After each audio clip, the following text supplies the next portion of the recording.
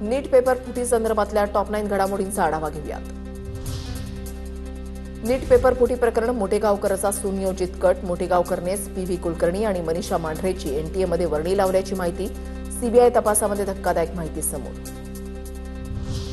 नीट paper फुटी प्रकरणी आरोपी शुभम खैरनारला 5 दिवसांची सीबीआय कोठडी, सीबीआयनं केलेली मागणी कोर्टाकडून मान्य। शुभम खैरनारकडे मिळालेल्या काही इलेक्ट्रॉनिक उपकरणांची तपासणी करायची आहे, इतर आरोपींच्या समोर बसून त्याची चौकशी करायची असल्याचं सीबीआयचं म्हणणं। नीट परीक्षेमध्ये 23 लाख विद्यार्थ्यांचा शैक्षणिक अपघात, विद्यार्थ्यांना पंतप्रधान सहायता निधीमधून प्रत्येकी 10 लाख द्या, माजी मंत्री सुबोध सावजी यांची पंतप्रधान मोदींकडे मागणी, केंद्रीय शिक्षण मंत्र्यांवर सदोष मनुष्यवधाचा गुन्हा दाखल करण्याचीही मागणी। नीट परीक्षा 23 लाख विद्यार्थ्यांचा हा शैक्षणिक अपघात आहे। देशाचे पंतप्रधान यांच्या अर्थसहाय्यता निधीतून प्रत्येकी 10 लाख रुपयाची मदत करावी। नीटच्या पुनर्परीक्षेला जाणारे विद्यार्थी डिप्रेशनमध्ये, पेपर फुटीमुळे पुन्हा परीक्षा द्यावी लागणार असल्यानं विद्यार्थ्यांचा संताप, पेपर फुटीमधील आरोपींवर देशद्रोहाचा गुन्हा दाखल करण्याची मागणी, 21 जूनला नीटची पुनर्परीक्षा होणार। नाशिकमधील आरसीसी मोठेगावकर क्लास अखेर बंद, नीट पेपर फुटी प्रकरणी मोठेगावकरच्या अटकेनंतर क्लास बंद, क्लास चालक सीबीआयच्या रडारवर आल्यानंतर शिक्षण क्षेत्रामध्ये खळबळ, मोठेगावकरच्या राज्यभरातील क्लासेसवर सीबीआय छापेमारी करण्याची शक्यता। नीट पेपर फुटी प्रकरणामध्ये लातूरमधील डॉक्टरांची सीबीआयकडून कसून चौकशी सुरू, लातूरमधील 3 डॉक्टर नीट पेपर फुटीमध्ये सहभागी असल्याची सीबीआयला शंका, काल रात्री 2 डॉक्टरांची चौकशी करत कागदपत्र आणि मोबाईल जप्त केले। नीट पेपर फुटी प्रकरणातील आरोपी शिवराज मोठेगावकरचा आणखीन एक कारनामा समोर, लातूरमध्ये उद्योगधंद्यासाठी आरक्षित भूखंड क्लास चालवण्यासाठी खरेदी केल्याची माहिती, अनिल अग्रवाल नावाच्या उद्योजकाकडून मोठेगावकरनं जमीन विकत घेतली। पुण्यातील डेक्कन परिसरामधील आरसीसी क्लास पालिकेकडून सील, आरसीसी क्लासेसच्या काही भागावर अतिक्रमण, पालिकेकडून अतिक्रमणावर बुलडोझर कारवाई। 2024ला नीटचा पेपर फुटला होता, त्याचा पुढे काय झालं? वैद्यकीय अभ्यासक मनोज पिंगळेंचा सवाल, नीट परीक्षेचं काम आयपीएस अधिकाऱ्यांच्या हातामध्ये द्या, पिंगळेंची मागणी।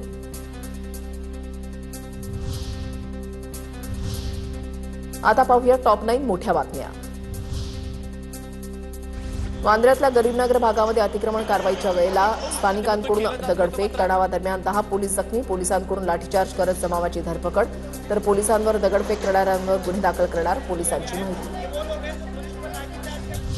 वांद्र्यात सरकार किंवा बीएमसीची नाही तर रेल्वेची कारवाई, खोटं नरेटिव्ह पसरवून भाजप धार्मिक राजकारण करत आहे, स्थानिक आमदार वरुण सरदेसाईंचा आरोप।